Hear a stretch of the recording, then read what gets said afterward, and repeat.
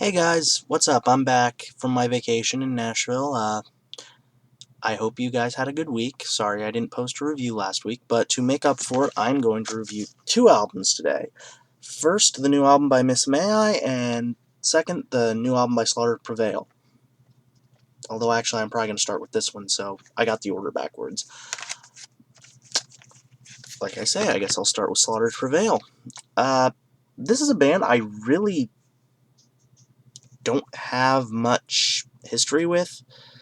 They're one of the more recent bands to come through bearing the deathcore flag, which is kind of neat, I guess. As I've said before, I'm not a huge deathcore guy, but recently, much like a gigantic square of gelatin, I've been getting absorbed by the genre lately. I don't know, maybe I'm just getting old and I want to start fitting in with the kids again, I don't know. But regardless, I've been looking into some of the bands of the genre and finding a few good ones, old and new. And of those bands, I think Slaughter Prevail here, I think they're one of the first ones to really do anything for me.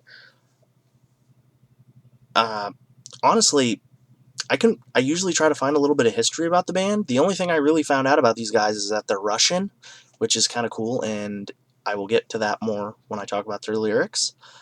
Um, this is Misery Sermon, their debut full length on Sumerian Records.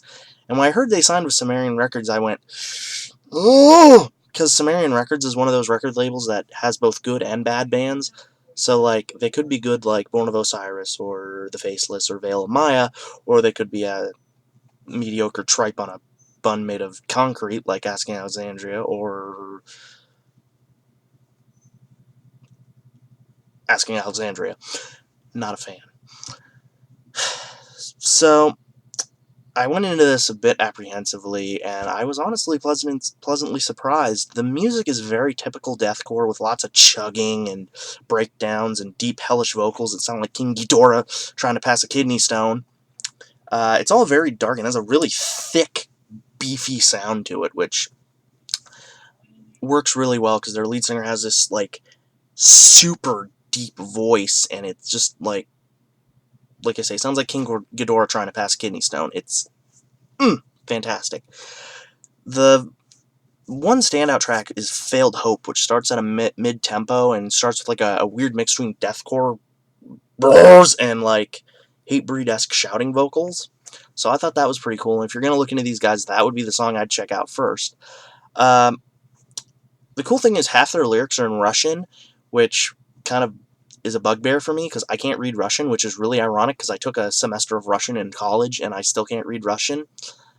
I guess I was not a good student. I should really start trying to learn Russian again now that I have a reason to. Uh, the content of the lyrics is kind of dark and evil, like your traditional death metal thing. Hate and the devil and sherbet, that kind of normal stuff that you get into in this. So if you're looking for something with more positive lyrics, I would look into someone else, like maybe A Baited Mass of Flesh, or Broken Flesh, or Skin Flesh. Lots of flesh around here. For those of you that don't realize, Skin Flesh isn't really a band, but if you want to use that as a band name, go ahead and give me credit, because I'm awesome like that.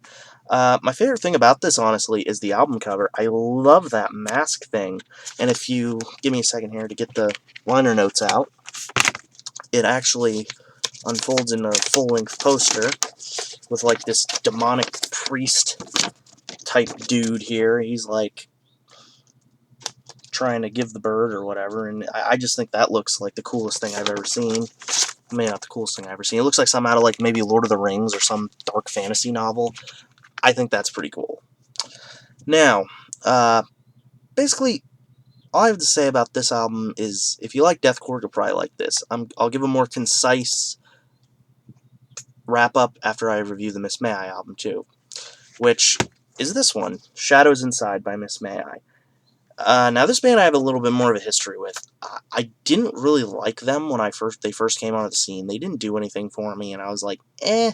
But then I was at a festival, and I saw them play live because I was waiting for Silverstein to play, because I really like Silverstein.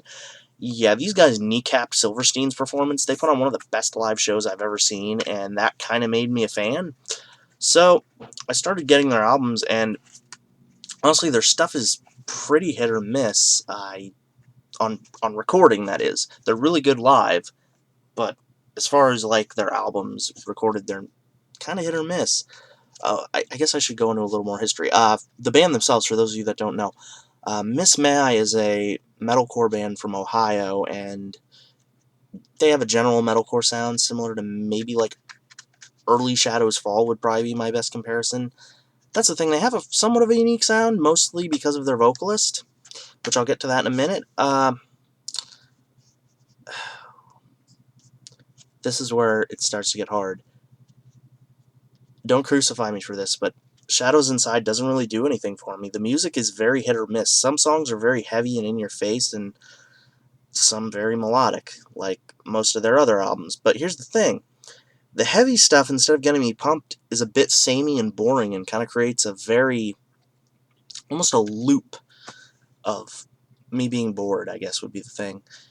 The softest songs, like Never Let Me Stay is the one that I think of, kind of drones. It doesn't have like an emotional effect like I think they wanted it to.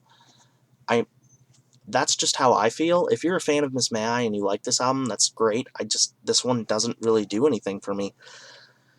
The strongest thing about Miss May, though, has always been their vocalist, which I think their vocalist Levi has one of the best screams in metal. He's got like these yowling, raspy shrieks. He sounds like a cat with somebody stepping on their tail, and I think that's pretty cool, but I feel like his vocals aren't used to their full potential here. Now, granted, I just recently got this and only listened to it like 3 or 4 times before I did this review, so in the future this album might grow on me, but for now, this doesn't really do much for me. The lyrics are good, a lot about what seemed like to be loss and heartbreak, and then a few more uplifting, Hatebreed-esque sort of lyrics about standing your ground, so that works alright.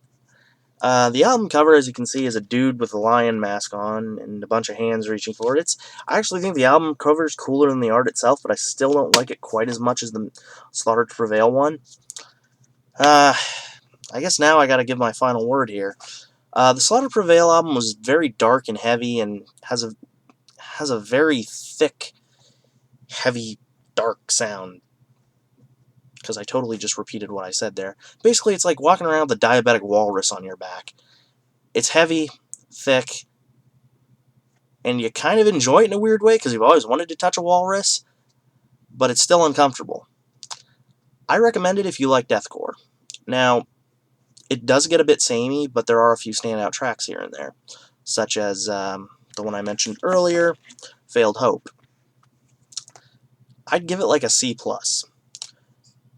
The Miss May one, on the other hand, is a bit lighter. If you aren't into death metal but still like screamed vocals, I really recommend it because this would probably be up your alley.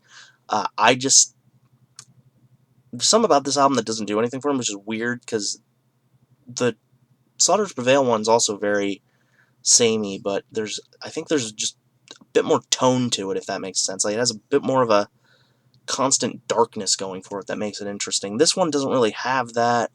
It's kind of a bit boring. If you like metalcore, you'll probably like this one. It's not a bad album necessarily. I just find it very boring. I give it like a D+, maybe a C-. I'm not saying you shouldn't look into it. I'm just saying, for me personally, it doesn't really do anything for me.